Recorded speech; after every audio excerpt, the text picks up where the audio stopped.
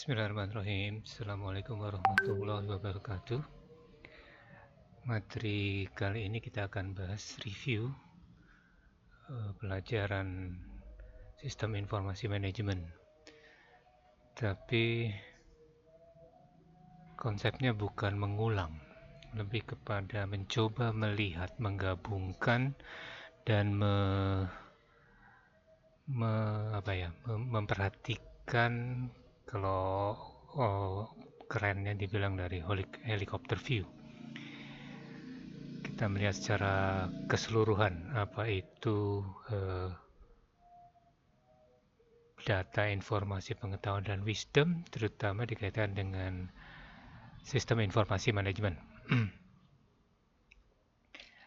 Oke,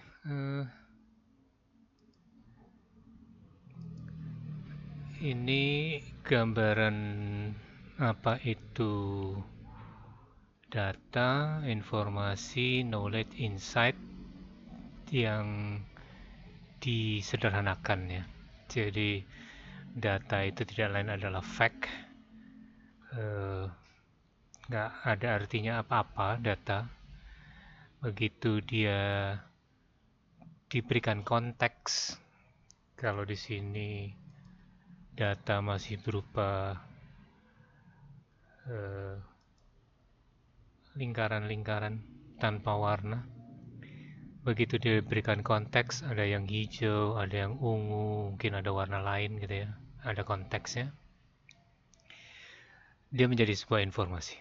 Oh, ini hijau, ukurannya lebih besar daripada hijau yang ini, tapi dia masih lebih kecil dari ungu yang ini. Ada informasi di sini. Kalau ini kita hanya bilang bisa tahu bahwa lingkaran ini lebih besar, lebih kecil, dan seterusnya. Lalu kemudian informasi bisa jadi pengetahuan, knowledge. Ketika kita bisa menghubungkan poin-poin, titik-titik data-data atau informasi-informasi itu menjadi satu kesatuan, ada hubungannya. Ada hubungannya bahwa lingkaran biru atau lingkaran ungu ini ada hubungannya juga dengan lingkaran hijau yang besar. Dia juga tidak langsung berhubungan dengan ungu yang besar, tapi melalui link, melalui hubungan yang cukup panjang ya, dari sini ke sini dan seterusnya. Pengetahuan. Nah, kita punya insight, kita punya target, kita punya tujuan ya, kita punya pemahaman bahwa yang penting tuh ini dan ini yang warna kuning.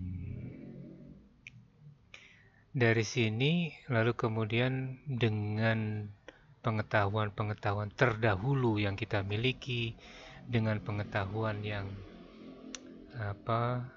kita dapat melalui hubungan-hubungan informasi tadi, maka kita bisa mengambil kebijakan, wisdom.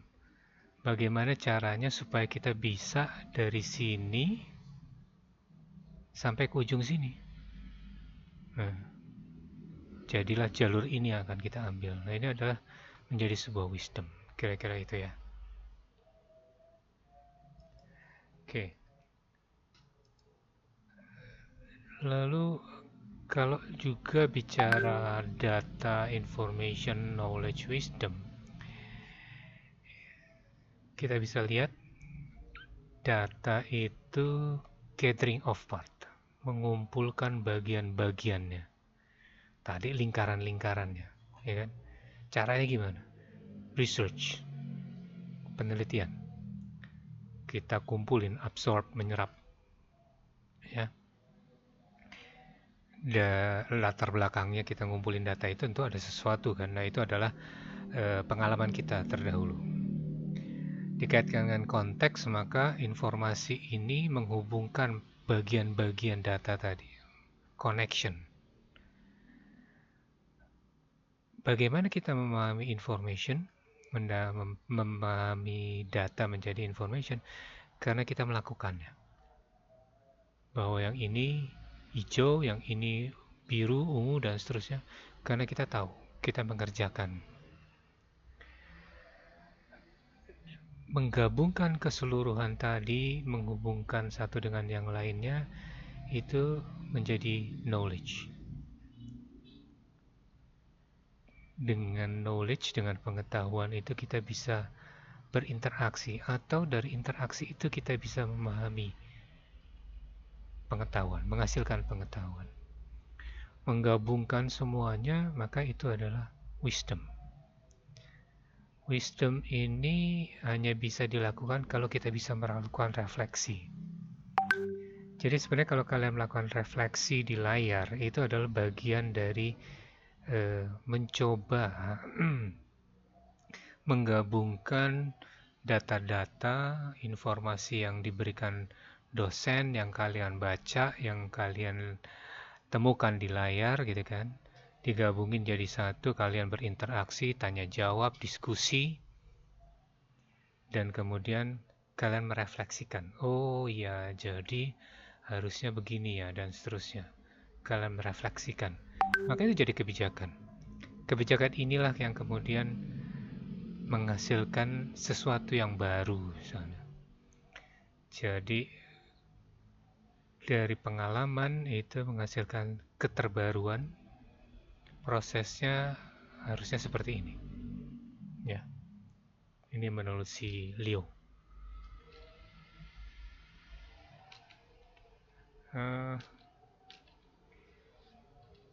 Kita juga belajar knowledge management, bahwa ada istilah, ada term pekerja pengetahuan. Pustakawan itu sebenarnya pekerja pengetahuan. Orang yang bekerja ya memanfaatkan pengetahuan. Dia memanfaatkan pengetahuan untuk mencapai tujuannya, satu, atau untuk menghasilkan pengetahuan baru. Nah, itu adalah pekerja pengetahuan. Jadi kalau seseorang mampu memanfaatkan pengetahuan, ya balik lagi ya tadi, pengetahuan ada di level nomor 3 nih. Kalau kalian masuk kuliah gitu ya, dengerin dosen ngoceh, tapi nggak paham konteksnya, maka itu cuma jadi data. Oh iya, Pak Yono ngomong ABCD. Pak Yono cerita tentang sejarah pengetahuan. Tapi udah, data, selesai. Apakah informasi atau data yang diberikan Pak Yono di kuliah kali ini bisa kalian hubungkan dengan mata kuliah lain, dengan pekerjaan ataupun dengan aktivitas kalian sehari-hari, ya itu lain lagi. Itu berarti kalian sudah bisa menjadikan data itu, merubahnya menjadi informasi. Nah kan tadi balik lagi. Pekerja pengetahuan loh ya di level 3. Dia tidak lagi hanya mampu mengubah data menjadi informasi, tapi dia bisa memanfaatkan pengetahuan. Jadi dari berbagai informasi dia sudah bisa menghasilkan pengetahuan, dan dia bisa memanfaatkan pengetahuan yang ada di kepalanya, yang ada di miliknya itu, untuk menghasilkan pengetahuan baru atau untuk mencapai tujuan kegiatan apapun itu. Ya. Kalau cuman kalian dapat informasi bahwa oke, Pak Yono ngajarin knowledge management, ngajarin SIM dan seterusnya, tapi nggak ada manfaatnya buat kalian, iya berarti ya baru sampai information doang. Kalian belum mampu memanfaatkan pengetahuan yang saya berikan, ya, informasi yang saya berikan, data yang saya berikan menjadi pengetahuan buat kalian.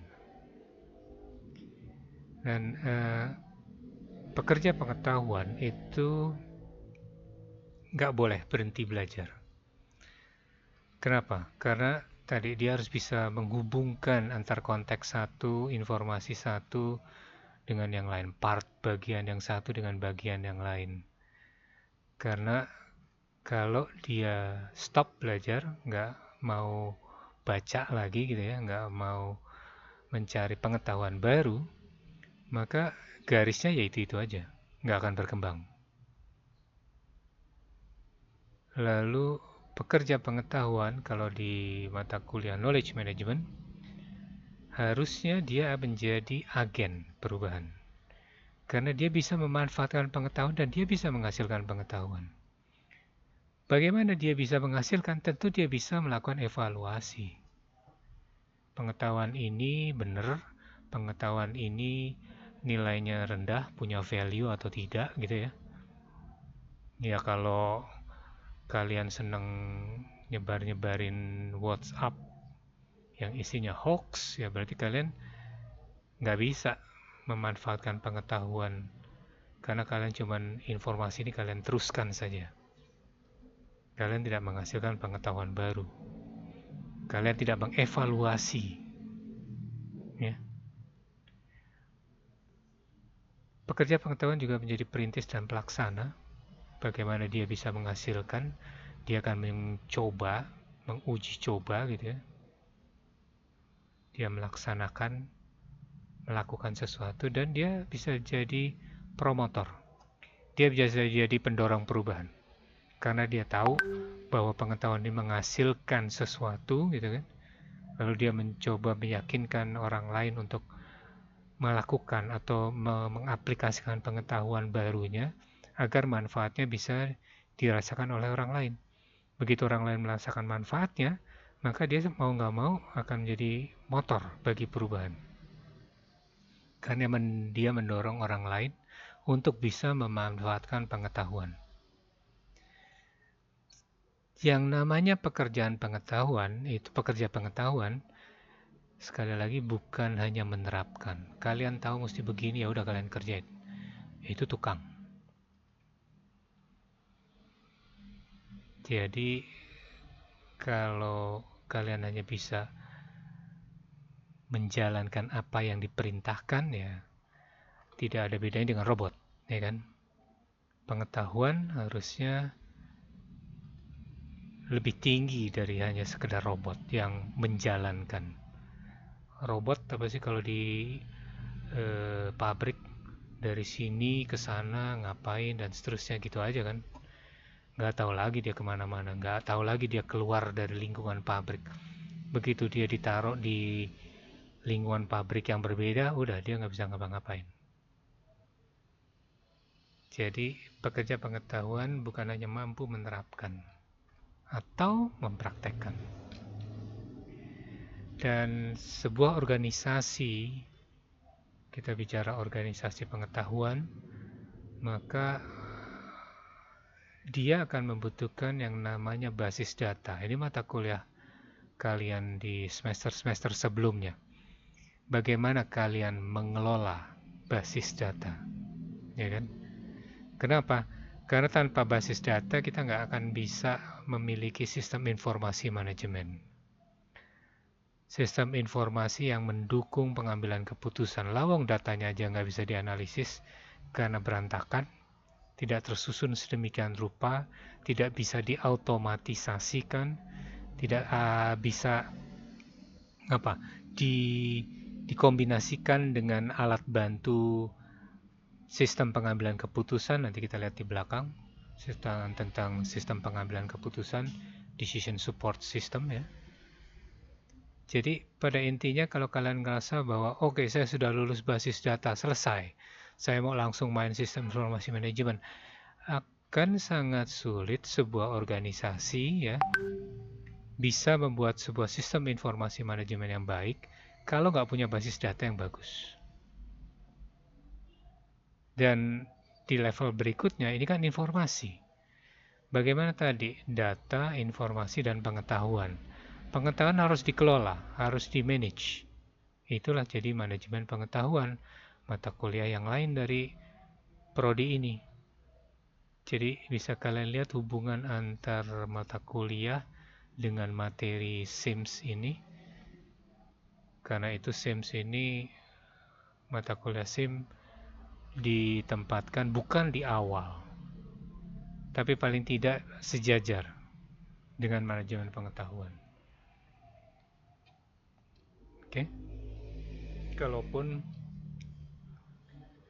manajemen pengetahuan harusnya sih setelah SIM ini menguasai apa itu sebuah sistem informasi, barulah manajemen pengetahuan bisa diajarkan. Karena dengan adanya sistem informasi, manajemen pengetahuan jadi akan sangat mudah diterapkan. Oke, kita bicara sistem informasi di perpustakaan.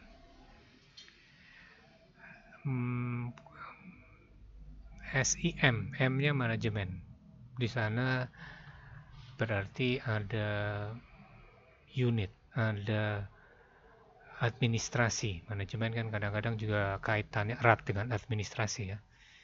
Nah, SIMS ini manajemen di sini berarti pengambilan keputusan. Ya.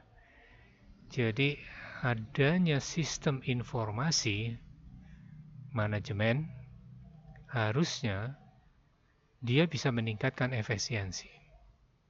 Kalau efisiensinya meningkat, efektivitasnya diharapkan juga meningkat. Nah, efektivitas disupport SIM.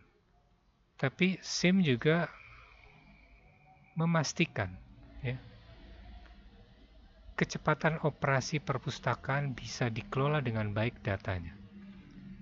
Sehingga dengan adanya SIM di perpustakaan, layanan jadi lebih baik. Jadi di sini kecepatan operasi dan dukungan perpustakaan. Nah, karena kita di perpustakaan perguruan tinggi biasanya, maka atau perpustakaan sekolah bisa juga. Kalau perpustakaan umum tentu kegiatannya bukan kegiatan akademik ya, tapi ini konteksnya di perguruan tinggi atau perpustakaan sekolah, maka SIM ini akan memberikan dukungan terhadap kegiatan akademik yang tidak lain tujuannya adalah memperkaya proses pembelajaran.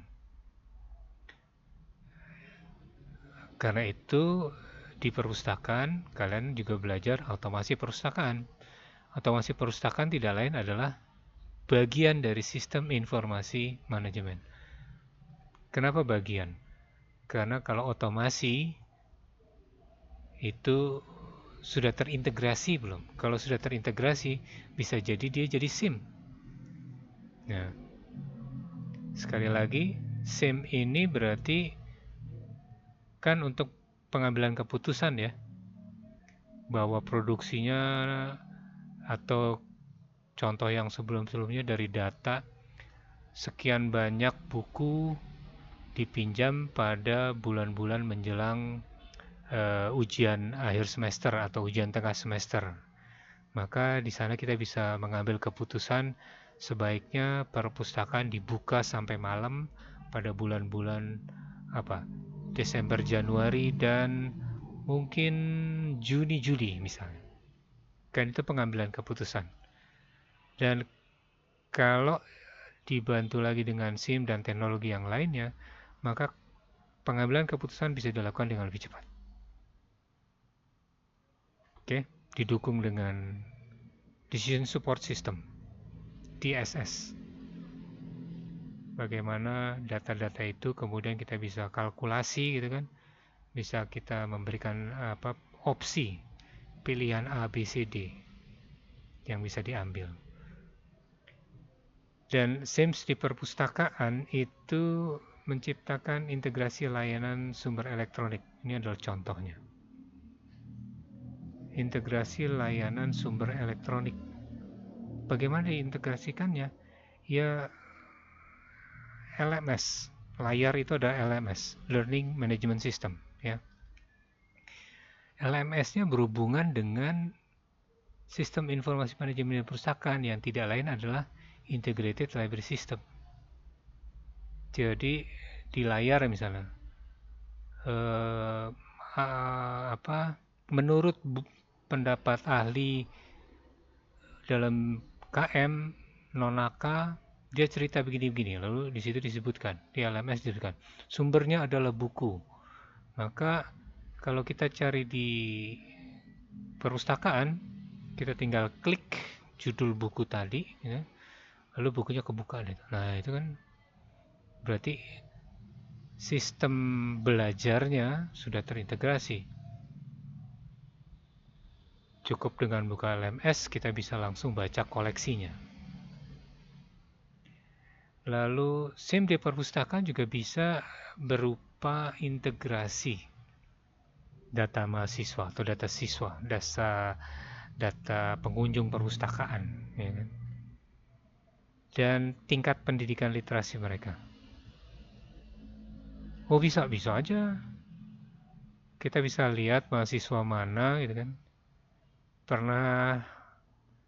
Kayaknya Pak Danang pernah cerita, saya agak lupa di kelas apa ya. Ada penelitian kita bisa memperkirakan ya, memprediksi seberapa cepat mahasiswa itu akan lulus kuliah dengan melihat intensitas penggunaan perpustakaan. Jadi kalau mahasiswa sering datang ke perpustakaan, sering meminjam buku, sering diskusi dan kawan-kawannya, maka kita bisa pastikan bahwa mahasiswa ini akan lulus dalam waktu maksimal sekian semester. Nah, itu ada penelitian. Nah, itu bisa dilakukan itu karena kita sudah bisa mengintegrasikan data mahasiswa dan juga tingkat pendidikan literasinya. Dalam hal ini tentu kita akan lebih banyak bicara tentang digital ya, koleksi digital, sumber elektronik digital, dan seterusnya. Dan SIMS di perpustakaan mau tidak mau akan menciptakan kenyamanan penggunaan. Efisiensi dan efektivitas ujungnya apa? Penggunaan perpustakaan pasti menyenangkan.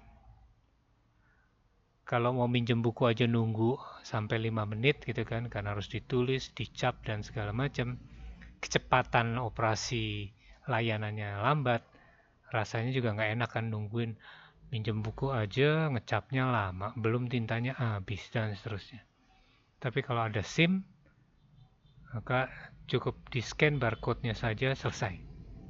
Bahkan Anda tidak harus dilayani dengan sistem peminjaman mandiri. Jadi SIM di perpustakaan mau tidak mau juga menciptakan kenyamanan penggunaan. Dan bagaimana SIM di perpustakaan yang lainnya? Ini bisa dilihat lewat pengelolaan data riset. Ini aktivitas baru ya. Jadi di perpustakaan harusnya tidak lagi hanya bicara tentang koleksi buku, tapi sekarang ini sudah mulai muncul perpustakaan harus terlibat dalam pengelolaan data riset, data penelitian. Kenapa? Penelitian itu nggak murah. Kalau datanya itu bisa dimanfaatkan berkali-kali, artinya akan terjadi penghematan, ada efisiensi. Ya. Efektivitas juga tentu akan lebih baik karena data yang sama tidak perlu diambil berkali-kali oleh peneliti yang berbeda, karena datanya pasti sama. Di sini ada contoh ya, kalau kalian mau baca dokumennya, ini ada linknya. Bagaimana integrasi sistem informasi manajemen dalam pendidikan tinggi, ada kasus di Rwanda. Jadi di Rwanda itu ada Universitas Rwanda, negara di Afrika ya. Dia menggabungkan semua universitas negeri, public university-nya, menjadi satu entitas yang namanya Universitas Rwanda.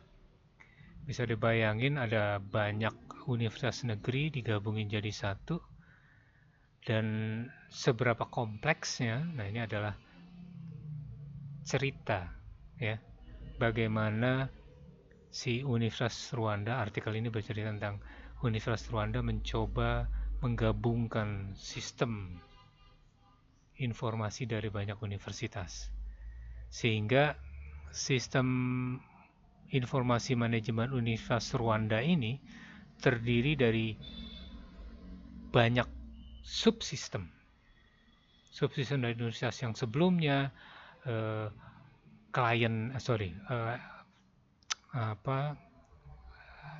sumber-sumber eksternal dari masing-masing universitas yang sebelumnya sudah ada, itu kan jadi harus dikumpulin jadi satu, nggak mungkin terpisah-pisah. Namanya juga sistem informasi manajemen, kalau terpisah-pisah ya susah. Makanya mengintegrasikannya jadi akan ribet nih untuk kasus Universitas Rwanda. Sistemnya pasti kompleks, subsistemnya banyak, interaksinya macam-macam. Yang satu basisnya web, yang satu basisnya desktop, yang satu basisnya mobile. Mana yang mau dipakai? Mau digabungin semuanya? Nah, bisa dibayangin. Jadi sistem yang kompleks ini merupakan gabungan institusi, ya, gabungan institusi yang memiliki koneksi subsistem eksternal dan internal yang berbeda. Masih ingat kan ada sistem, ada subsistem gitu ya. Kalau sistem pendidikan di kampus Yarsi, subsistemnya adalah subsistem LMS, layar, untuk belajar mandiri, belajar online, lalu subsistem pembayaran kuliah kalian, subsistem penggajian dosen, pembayaran pengelolaan dosen ngajar apa gitu ya. Sama satu lagi subsistem penilaian. Itu 4. Kalau ini banyak sistem, ini belum melihat subsistem eksternal. Misalnya Yarsi berlangganan EBSCO. Kan berarti ada subsistem informasi EBSCO yang harus diintegrasikan dengan sistem perpustakaan. Itu adalah subsistem eksternal ya, yang harus kita gabungkan. Baru satu lembaga, ini tadi banyak universitas. Nah, kalau seperti ini, maka menggabungkan banyak SIM, kita harus memperhatikan masalah organisasinya. Semakin banyak organisasi yang ingin digabungkan, dia akan makin banyak heterogenitasnya tinggi gitu ya. Maka ininya jadi makin sulit. Perannya juga makin beda, makin banyak.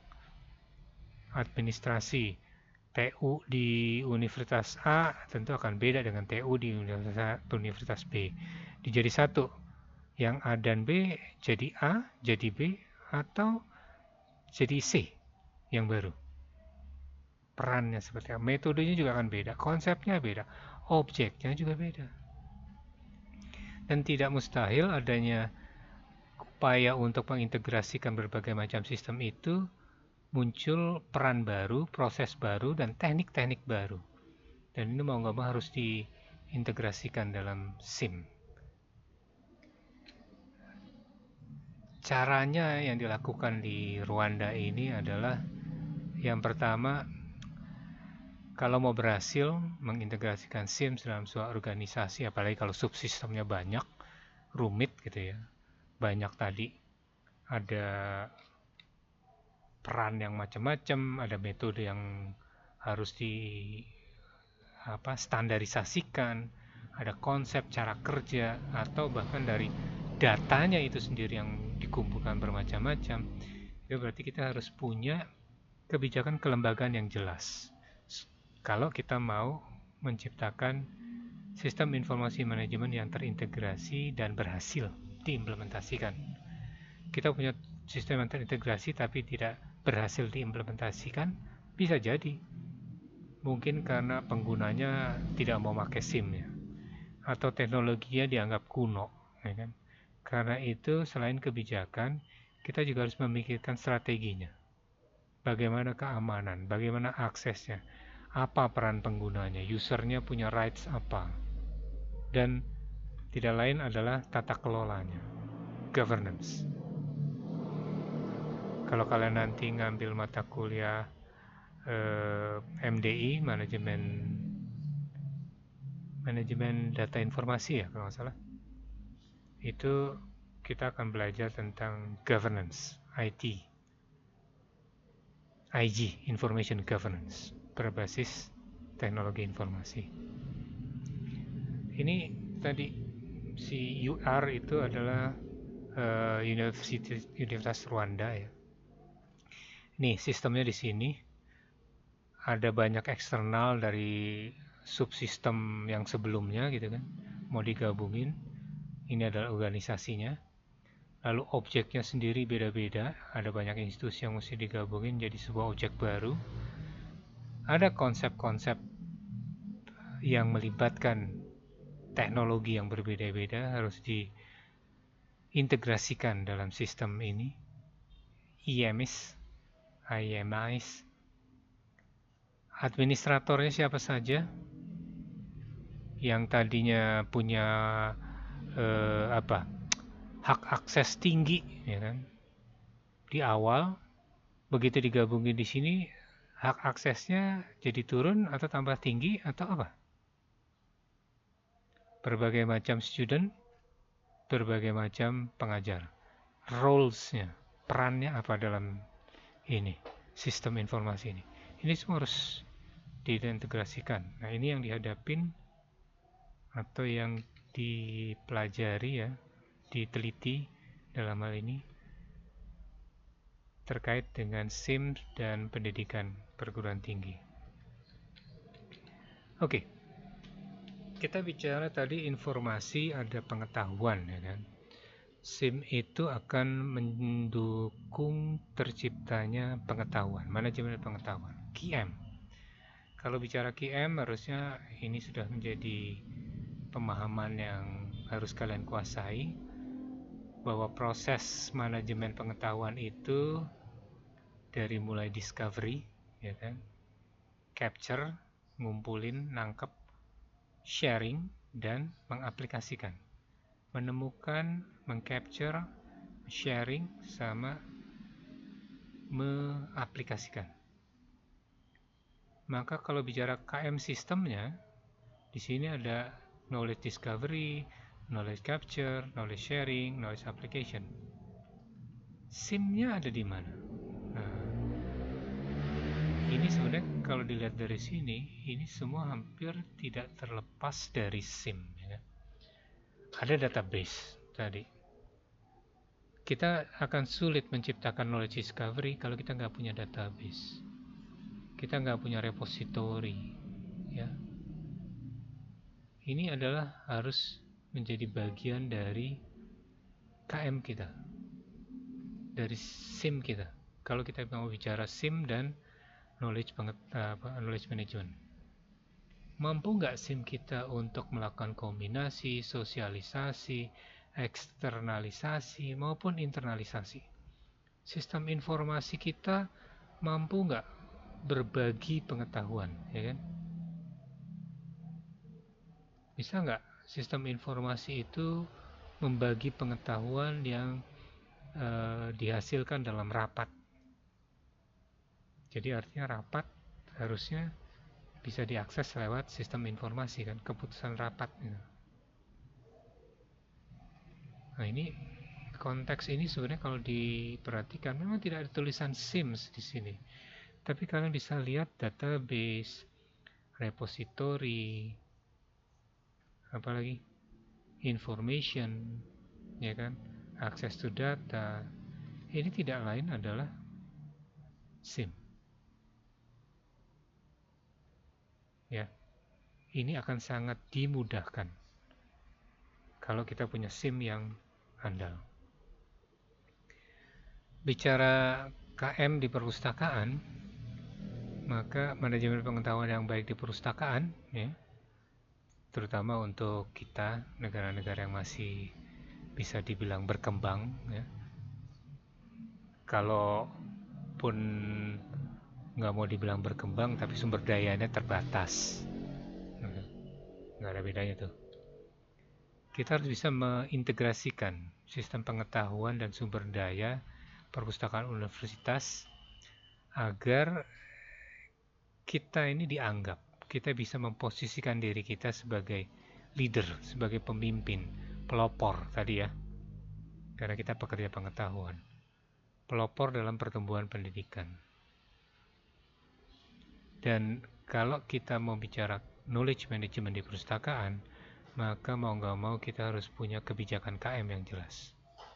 Bagaimana kita bisa bicara KM sekali lagi kalau tanpa SIM, tanpa basis data, itu mesti diingat. Kalau sudah kita punya kebijakan, maka strateginya mesti jelas. Komponen-komponen dalam sebuah sistem harusnya berjalan dengan baik. Lalu ada aktivitas untuk mengatasi segala macam tantangan dan hambatan, mengatasi hambatannya, agar KM-nya bisa diimplementasikan. Dan kalau bicara KM di perpustakaan, maka yang dibicarakan di KM di perpustakaan tidak lain adalah explicit knowledge, ya, pengetahuan yang eksplisit. Nah, di sini kita akan perlu alat bantu temu kembali, ya. Ada tempat buat nyimpen, ya itu tidak lain adalah repository. Tentu kalau sekarang repository lebih banyak repository digital. Yang ini semua tidak lain adalah alat untuk mengelola dan mengakses, juga mendistribusikan. Mendistribusikan apa? KM tadi. KM yang mana? KM yang eksplisit. Ini kalau kita bicara knowledge management, ada Nonaka, ya, spiral pengetahuan, tacit, eksplisit, apalagi?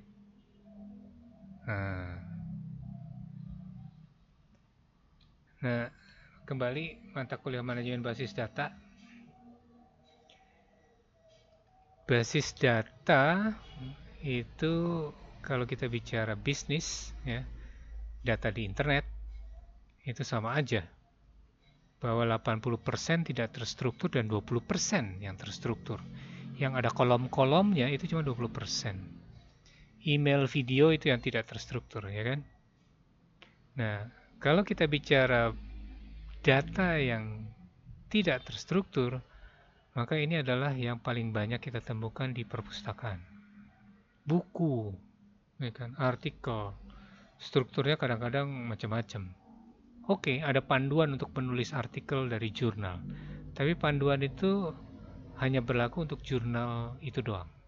Tidak berlaku untuk secara universal, seluruh jurnal harus seperti ini. Jadi, mau nggak mau, yang namanya big data di perpustakaan, basis data kita adalah basis data tidak terstruktur paling banyak. Dan disinilah kita harus main-main dengan yang namanya data mining kalau untuk yang struktur, dan text mining tidak terstruktur. Basis data, ya. Kita kuliahnya jangan lupa nyambung. Bicara tentang SIM, maka sekali lagi SIM itu adalah informasi untuk pengambilan keputusan. Informasinya dikelola untuk pengambilan keputusan dalam bentuk sebuah sistem. Sistem berarti ada subsistem, ada yang ngumpulin, ada input, ada proses, ada output, gitu ya. SIM sekali lagi nggak mungkin berjalan kalau kita nggak punya datanya. Jadi kita mau nggak mau harus punya basis data. Lalu SIM akan membantu pengambilan keputusan, karena tadi untuk pengambilan keputusan, dengan memanfaatkan DSS, Decision Support System. Kita sudah belajar Simple Additive Weight, juga teknik yang lain. Apa? Nah, ya udah pelajari lagi. Di situ adalah keputusan diambil dengan menggunakan data yang tersedia dalam sistem informasi. Di sistem kita ada SAW-nya nggak? Jadi kita langsung tahu. Nah, ini nanti kamu gabungannya adalah dengan praktek, ya, Excel dan dashboard. Ingat lagi pertemuan kedua kita tentang sistem informasi, apa bedanya sistem informasi dan sistem informasi manajemen. Oke.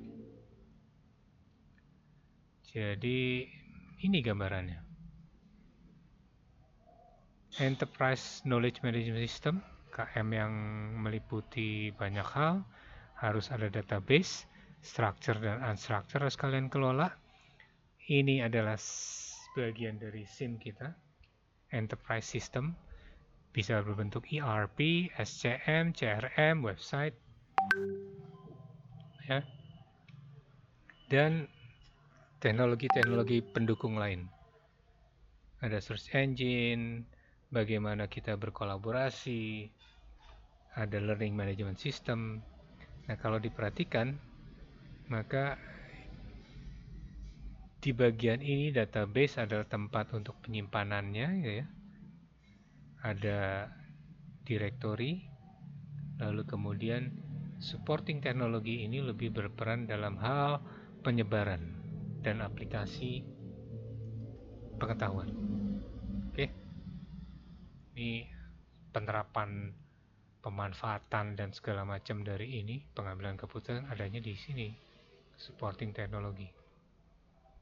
Dan ini semua saling terkait, nggak bisa sendiri-sendiri. Bagaimana informasi itu dihasilkan, ya dari enterprise, dari SIM, ngumpulin data gitu kan, di level data, masuk ke database, database diolah, lalu didiseminasikan, diseminasikan, ya, dikomunikasikan, dikolaborasikan, dan kemudian kembali lagi masuk ke sistem, menghasilkan lagi data dan terus berputar. Di sini berarti ada pengetahuan baru yang masuk harusnya. Karena dari data-data yang disimpan, kita bisa kolaborasi, menghasilkan pengetahuan baru. Oke, perpustakaan. Data yang paling besar di perpustakaan adalah teks. Kita bicara tentang text mining, maka di materi tentang text mining kita bicara tentang dokumen, korpus, stemming, ya. Ada TF-IDF, ya. Preprocessing apa saja. Jadi nggak mungkin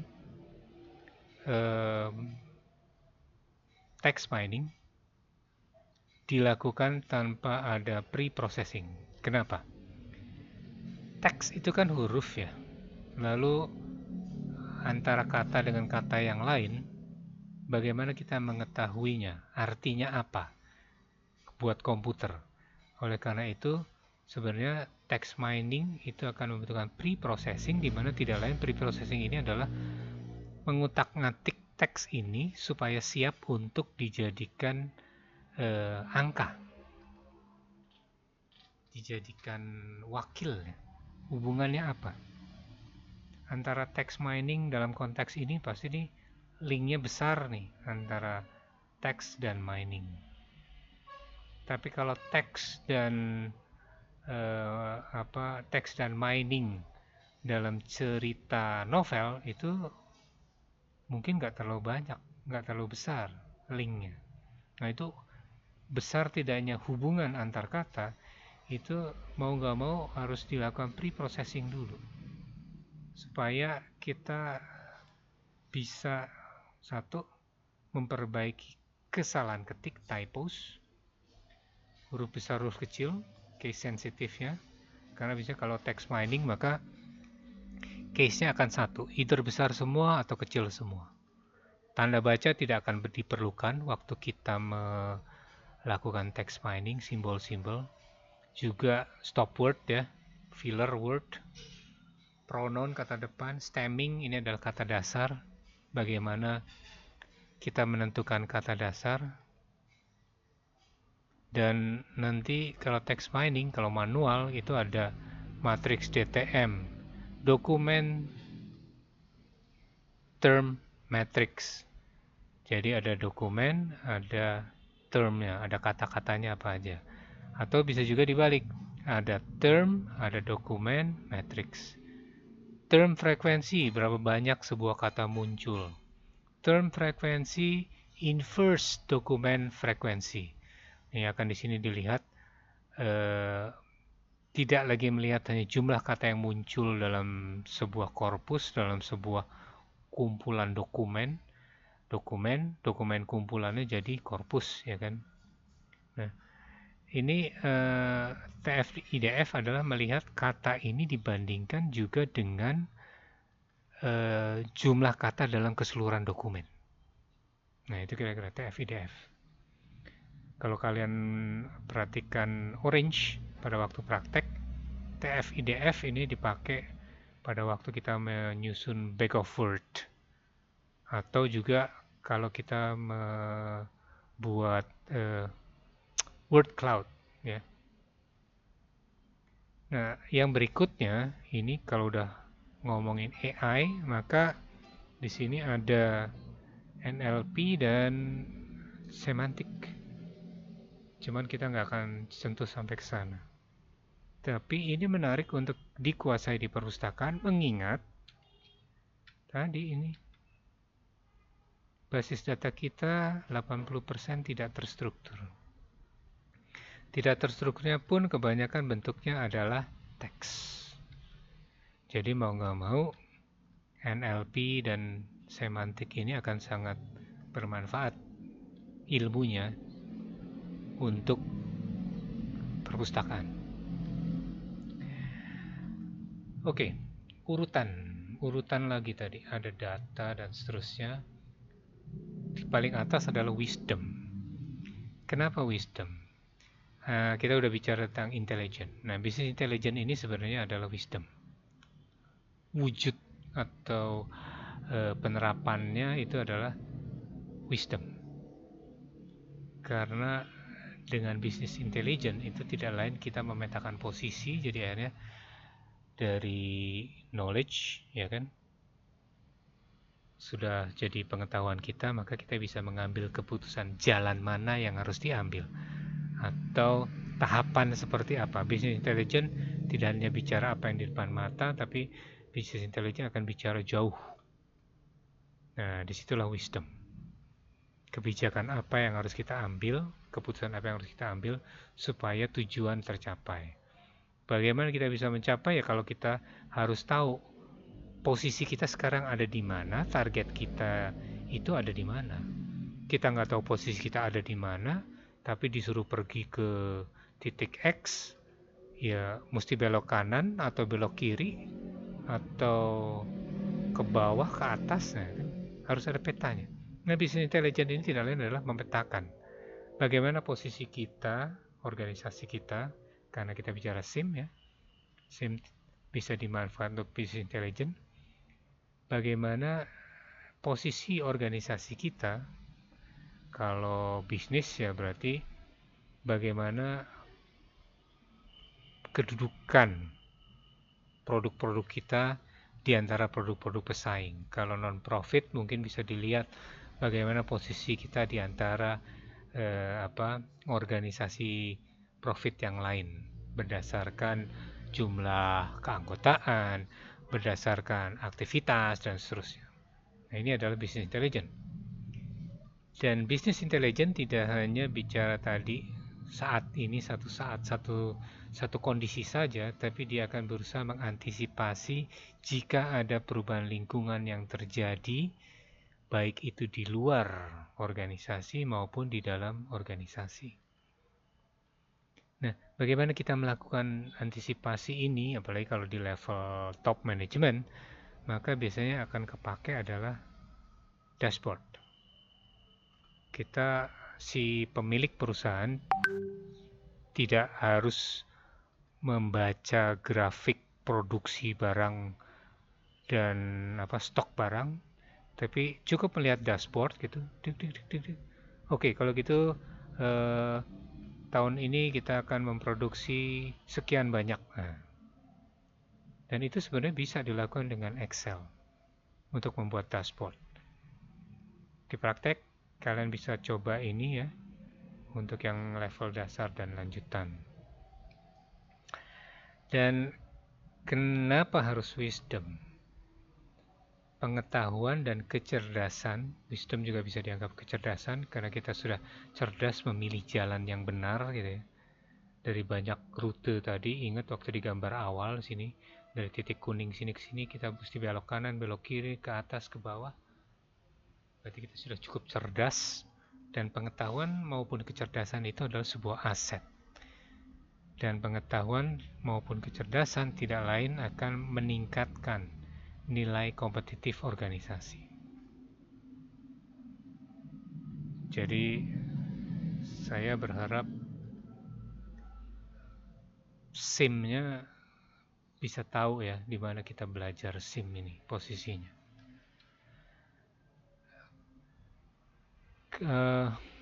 Terakhir, kalau SIM kita bicara juga tentang pengambilan keputusan kan ya. Management. Ada beberapa teknik pengambilan keputusan, ada yang namanya decision support system, yang tidak lain adalah membantu memberikan alternatif, ya. Tapi ada teknik terbaru big data text mining, bahkan ada AI sekarang. Decision support systemnya kadang-kadang sudah tidak lagi berbasis pengetahuan tacit, ya, tapi sudah komputasi matematik dengan memanfaatkan AI. Yang harus diperhatikan, yang namanya keputusan terbaik itu tidak melanggar etika. Dan kalau kita bicara etika, apa itu utilitarian approach, apa itu moral right, apa itu social justice, harusnya bisa kalian putuskan. Utilitarian ini berarti yang terbanyak memperoleh manfaat, ya kan?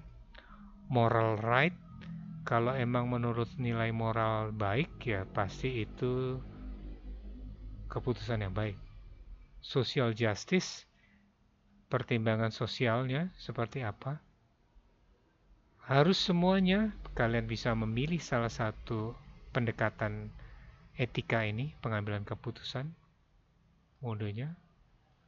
Jangan lupa utilitarian, moral right, dan social justice. Golden rules-nya apa? Nah, itu adalah yang pernah kita pelajari dari SIM.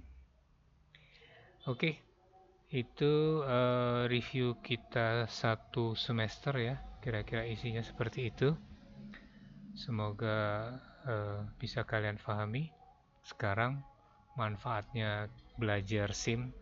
Kalau yang kemarin-kemarin nganggap SIM itu adalah nggak penting gitu ya, sekarang kalian bisa lihat bahwa ya mungkin kalian bisa belajar knowledge management, tapi kalau kalian nggak paham atau tidak bisa bikin knowledge management, tapi organisasi belum punya sistem informasi manajemen yang baik, ya jangan harap knowledge managementnya bisa berjalan lancar, bisa terimplementasikan dengan baik. Karena SIMS akan sangat membantu terlaksananya knowledge management. Dan SIM itu sendiri tidak akan mungkin jalan tadi tanpa ada basis data. Oke, terima kasih atas perhatiannya. Kita tutup pertemuan. Assalamualaikum warahmatullahi wabarakatuh.